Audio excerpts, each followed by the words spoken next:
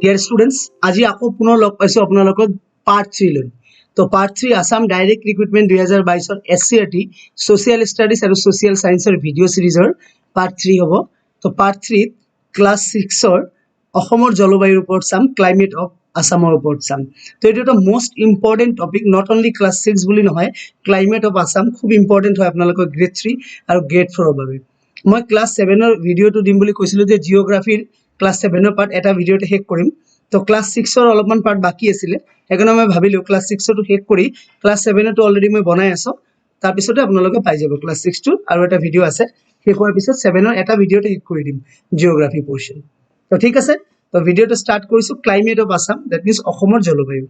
তো পোনপ্ৰথমে আমাৰ বুজিব লাগিব ক্লাইমেট মানে কি। ক্লাইমেট মানে হৈছে অসমীয়াত যাক কোৱা হয় জলবায়ু। তো জলবায়ু বুজিলে আমি কি বুজো?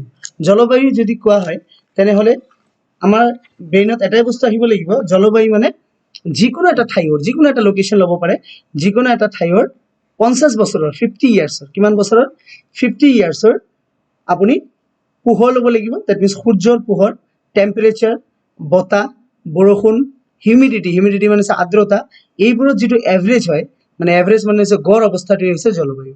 তো চিম্পল ভাষাত বুজি পালে হোৱাট ইজ ক্লাইমেট?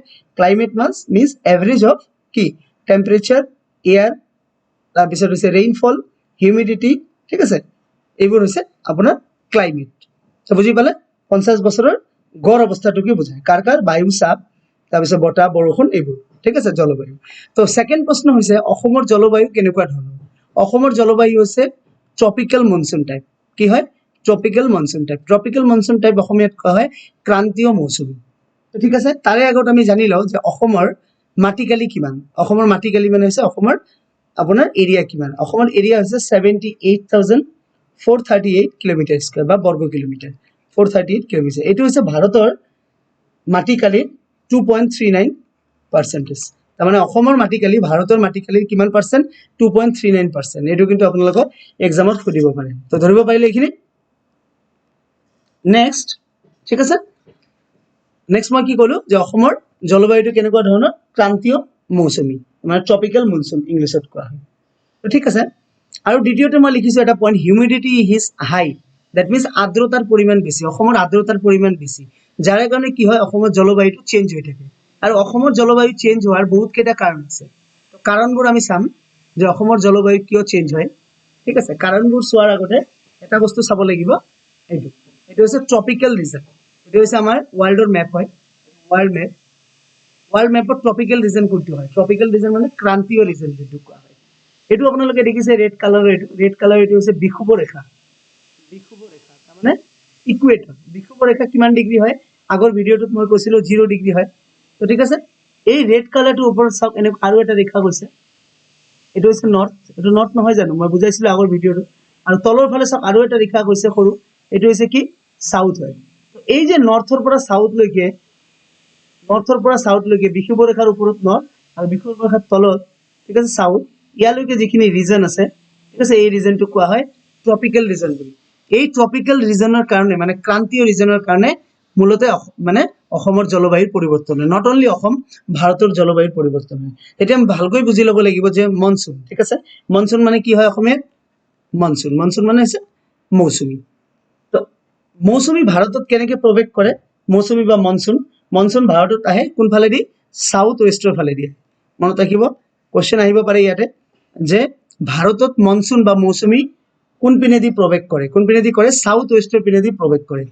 কিন্তু এইটো হৈছে প্ৰৱেশ কৰে, এণ্টাৰ কৰিলে, আৰু আউট হৈ কোনপিনেদি যায়? ওলাই কোনপিনেদি যায়? ঠিক আছে, এতিয়া কিছুমানৰ মনত ডাউট হৈ আছে যে মনচুন মানে মই ভালকৈ বুজি পোৱা নাই ছাৰ, মৌচুমী মানে বুজি পোৱা নাই। মৌচুমী মানে হৈছে চিম্পল ভাষা, মৌচুমীয়ে কি কঢ়িয়াই আনে? আৰ্দ্ৰতা কঢ়িয়াই আনে, মানে হিউমিডিটি কঢ়িয়াই আনে, যাক কোৱা হয় মইশ্চাৰ। মইশ্চাৰ মানে হৈছে, বুজি পাইছে, ড্ৰপ ড্ৰপ মইশ্চাৰ, আৰ্দ্ৰতা। তো অসমৰ আৰ্দ্ৰতা বেছি হোৱাৰ কাৰণে অসমত গৰমটো বেছি। বুজি পাইছে না? অসমত ধৰক টেম্পাৰেচাৰ যদি 32 ডিগ্ৰী চেলচিয়াছো থাকে, তথাপি কি হয় গৰমটো আমি বেছি অনুভৱ কৰোঁ, মানে আমাৰ আনইজি ফিল হয়, মানে অলপমান বেলেগ টাইপৰ ফিল হৈ থাকে। বুজি পাইছে? অসহ্য অসহ্য টাইপৰ ফিল হৈ থাকে। সেইটোৱে হৈছে আপোনাৰ মইশ্চাৰ, মানে হৈছে আৰ্দ্ৰতা আৰু হিউমিডিটি। তো মনচুনে কি কৰে? মৌচুমীয়ে কি কৰে? হিউমিডিটি কঢ়িয়াই আনে। আৰু কোন পিনেদি কঢ়িয়াই আনে? চাউথ ৱেষ্টৰ পিনেদি কঢ়িয়াই আনি ভাৰতত সোমাই গ'ল।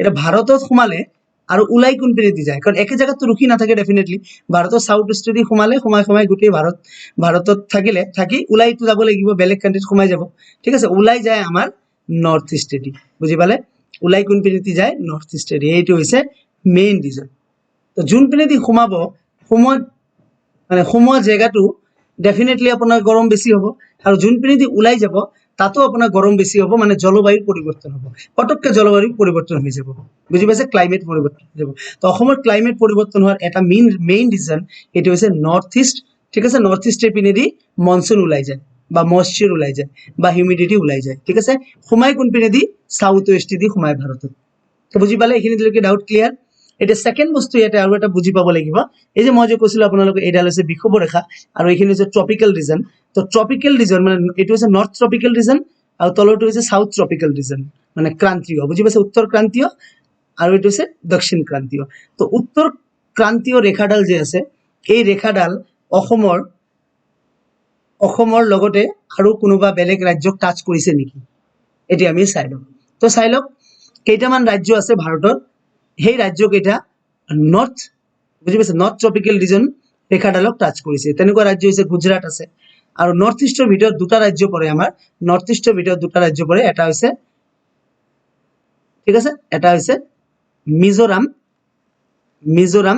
আনটো হৈছে ত্ৰিপুৰা তো এই দুটা ৰাজ্য মিজোৰাম আৰু ত্ৰিপুৰা নৰ্থ ইষ্টৰ ভিতৰত এই দুটা ৰাজ্যই ঠিক আছে এই যে উত্তৰ ক্ৰান্তীয় ৰেখাডালক টাচ কৰে তো উত্তৰ ক্ৰান্তীয় ৰেখাডালক যেতিয়া টাচ কৰিব তেতিয়া কিন্তু জলবায়ুৰ পৰিৱৰ্তন খুব বেছিকৈ হ'ব বুজি পাইছেনে খুব বেছিকৈ পৰিৱৰ্তন হ'ব তেনেহলে অসমক টাচ কৰে নেকি অসমক টাচ নকৰে ঠিক আছে অসম তেতিয়া হলে ক'ত অৱস্থিত অসম হৈছে এই যে ৰেখাডাল যে আছে এই ৰেখাডালৰ পৰা কিমান 24 ডিগ্ৰী নৰ্থ আৰু 28 ডিগ্ৰী নৰ্থৰ ভিতৰত অৱস্থিত খুব ধুনীয়া কোৱেশ্চন যে অসম ক'ত অৱস্থিত 24 ডিগ্ৰী নৰ্থ আৰু 28 ডিগ্ৰী নৰ্থৰ মাজত অৱস্থিত কি হিচাপত এই উত্তৰ ক্ৰান্তীয় ৰেখাডালৰ হিচাপত তো বুজি পালে তাৰে কাৰণে কি হয় অসমৰ জলবায়ুৰ পৰিৱৰ্তন পটককে হয় কাৰণ ট্ৰপিক্যাল ৰিজন আৰু সাব ট্ৰপিক্যাল ৰিজনে কি হয় টাচ হৈ গৈ আছে অসমত যদিও টাচ হোৱা নাই কিন্তু মানে তাৰ প্ৰভাৱ বিলাক পাই থাকো আমি আৰু এটা ৰিজন কি কলো মই নৰ্থ ইষ্টেদি আপোনাৰ আৰ্দ্ৰতা ওলাই যায় বা আপোনাৰ মনসুন ওলাই যায় তো নৰ্থ ইষ্ট হয় আমাৰ অসম তো ঠিক আছে এখিনি আমি খুব ধুনীয়াকৈ বুজি পালো তাৰ পিছত অসমত গ্ৰীষ্মকাল আছে শীতকাল আছে বুজি পাইছে বাৰিষা সিজন আছে এইবোৰ সিজন আছে তো এইবোৰৰ পৰা ইমান ইম্পৰ্টেন্ট একো বুজিবলগীয়া নাই আৰু ইম্পৰ্টেন্ট ইমান প্ৰশ্নও নাথাকে এটা বস্তু খালি আপোনালোকে মনত ৰাখিব পাৰে অসমত মানে ধুমুহা কেতিয়া হয় মানে গ্ৰীষ্মকাল কাক কোৱা হয় গ্ৰীষ্মকাল হৈছে আপোনালোকৰ কোন মাহৰ পৰা ষ্টাৰ্ট হয় মাৰ্চৰ পৰা জুনলৈকে এইটো গ্ৰীষ্মকাল মাৰ্চ সামাৰ সিজন মাৰ্চ টু জুন কিন্তু অসমত মানে বিভিন্ন ৰাজ্য হিচাপে বেলেগ বেলেগ নামকৰণ দিয়া হয় এই মানে গ্ৰীষ্মকালটো অকল অসমত বুলি নহয় বেলেগ বেলেগ ৰাজ্যত বেলেগ বেলেগ নামেৰে জনা যায় তো গ্ৰীষ্মকালটো অসমত কি নামেৰে জনা যায় গ্ৰীষ্মকালটো বা মাৰ্চৰ পৰা জুনলৈকে যেটো সিজন হয় এই সিজনটোক অসমত আমি বৰদৈচিলা বুলি কওঁ খুব ইম্পৰ্টেন্ট প্ৰশ্ন বৰদৈচিলা কোন মাহৰ পৰা কোন মাহলৈকে থাকে তো বৰদৈচিলা মাৰ্চ মাহৰ পৰা জুন মাহলৈকে থাকে তো বুজি পালে সিম্পল কথা এই গৰম কাল যেটো গ্ৰীষ্মকালটোৱে আমি বৰদৈচিলা বুলি অসমত এটা নামকৰণ দিছে স্থানীয়ভাৱে ঠিক আছে এইখিনি আপোনালোকে পঢ়িল নেক্সট আপ এতিয়া যেতিয়া ক্লাইমেটৰ পৰিৱৰ্তন হ'ব ক্লাইমেটৰ পৰিৱৰ্তন হোৱাৰ লগে লগে কিন্তু আমাৰ উদ্ভিদ বিলাকৰ ক্ষেত্ৰতো পৰিৱৰ্তন হ'ব নহব নেকি উদ্ভিদৰ ক্ষেত্ৰতো পৰিৱৰ্তন হ'ব মানুহ ক্লাইমেট পৰিৱৰ্তন হোৱাৰ লগে লগে মানুহৰ যেনেকুৱা পৰিৱৰ্তন হয় দৈহিক গঠনত তেনেকুৱা কিন্তু উদ্ভিদৰো দৈহিক গঠনত কিন্তু পৰিৱৰ্তন হ'ব তো অসমত ৰেইনফল এটা কিন্তু এটা ডাঙৰ ৰিজন অসমত কিন্তু খুব বাৰিষা হয় খুব বৰষুণ হয় ঠিক আছে তো অসমত বৰষুণৰ এভাৰেজ পৰিমাণ কিমান অসমত বৰষুণৰ এভাৰেজ পৰিমাণ হৈছে 230 সেন্টিমিটাৰ এটা এটা কোৱেশ্চন অসমৰ গড় বৰষুণৰ পৰিমাণ মানে বৰষুণ যে পৰে ইয়াৰ পৰিমাণ আছে 230 সেন্টিমিটাৰ ঠিক আছে এতিয়া চাওক উদ্ভিদবিলাকৰ যে পৰিৱৰ্তন হয় পৰিৱৰ্তন হোৱাৰ লগে লগে কি হয় মানে ঠাই বিশেষে বেলেগ বেলেগ টাইপৰ উদ্ভিদ পোৱা যায় যেহেতু ক্লাইমেট পৰিৱৰ্তন হৈ আছে তো বৰাক ভেলীত মানে উদ্ভিদ পোৱা যায় কিছু বেলেগ ধৰণৰ আকৌ আমাৰ ব্ৰহ্মপুত্ৰ ভেলীত বেলেগ ধৰণৰ আমি উদ্ভিদ পাওঁ তাৰ কাৰণ মেইন কাৰণ হৈছে ক্লাইমেট চেঞ্জ তো এটা হৈছে ট্ৰপিক্যাল এভাৰগ্ৰীন প্লান্টস মানে যে ক্ৰান্তীয় চিৰসেউজীয়া উদ্ভিদ যাক কোৱা হয় ঠিক আছে ট্ৰপিক্যাল এভাৰগ্ৰীন প্লান্টস ক্ৰান্তীয় চিৰসেউজীয়া উদ্ভিদ এই উদ্ভিদবোৰ পোৱা যায় একচুয়ালি ক'ত পায় ঠিক আছে এইখিনি আপোনালোকে নোট ডাউন কৰিব কৰিব উত্তৰ কাছাৰত পায় উত্তৰ কাছাৰ এণ্ড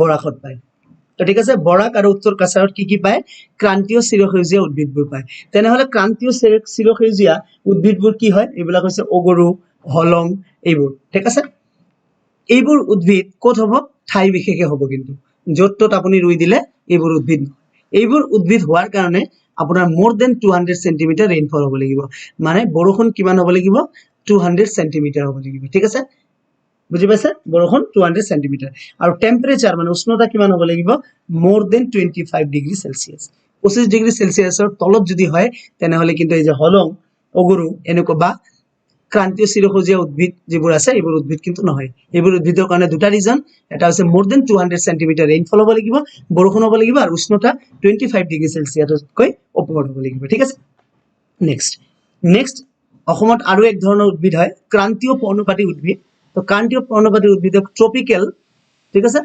ডেচিডুয়াস প্লান্টস বুলি কোৱা হয় ট্ৰপিক্যাল ডেচিডুয়াস মানে ক্ৰান্তীয় পৰ্ণপাতী উদ্ভিদ এতিয়া কথা হ'ল ক্ৰান্তীয় পৰ্ণপাতী উদ্ভিদ কোনবোৰ হয় এইখিনি আমি আগত জানি ল'ব লাগিব ক্ৰান্তীয় পৰ্ণপাতী উদ্ভিদ হৈছে এই যে লিখিয়ে দিছো মই চাই লওক আপোনালোকে ঠিক আছে শাল হয় তাৰ পিছত হৈছে আপোনাৰ বেম্বু লিখা আছে বা ঠিক আছে সোণাৰী গামাৰী কদম ঠিক আছে কদমটো লিখা নাই কদম এইবোৰ হৈছে আপোনালোকৰ কি ক্ৰান্তীয় পৰ্ণপাতী উদ্ভিদ তেতিয়াহ'লে ক্ৰান্তীয় পৰ্ণপাতী উদ্ভিদবোৰ ক'ত হয় মূলতে আপোনাৰ গোৱালপাৰাত হয় বঙাইগাঁও হয় ধুবুৰী হয় কোকৰাঝাৰ হয় বৰপেটা হয় নলবাৰীত হয় মৰিগাঁও হয় নগাঁও হয় শোণিতপুৰ হয় কাৰ্বি আংলং হয় নোট ডাউন কৰি ল'ব ক'ত হয় গোৱালপাৰা কোকৰাঝাৰ বঙাইগাঁও ধুবুৰী দৰং মৰিগাঁও শোণিতপুৰ আৰু কাৰ্বি আংলং এইকেইটা ঠাই যদি অপশ্যনত আপোনালোকে থাকে যে ক্ৰান্তীয় পৰ্ণপাতী উদ্ভিদ অসমৰ কোন ঠাইত পোৱা যায় চাৰিটা অপশ্যন দিয়া থাকিব এই চাৰিটাৰ ভিতৰত যদি মিলে গোৱালপাৰা বঙাইগাঁও ধুবুৰী কোকৰাঝাৰ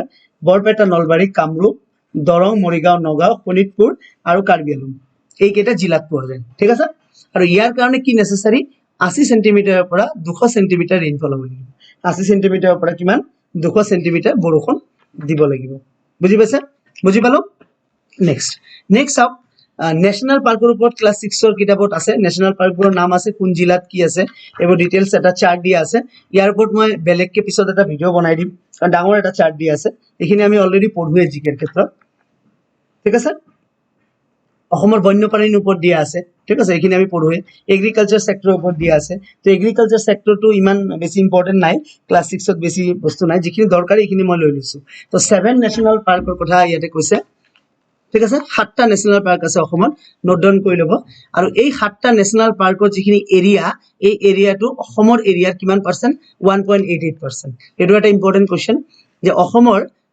যিখিনি ৰাষ্ট্ৰীয় উদ্যান আছে এই ৰাষ্ট্ৰীয় উদ্যানৰ যিখিনি এৰিয়া বুজি পাইছে এৰিয়া বা মাটিকালি অসমৰ মাটিকালি কিমান শতাংশ তো অসমৰ ৰাষ্ট্ৰীয় উদ্যানৰ মাটিকালি অসমৰ মাটিকালিৰ 1.88%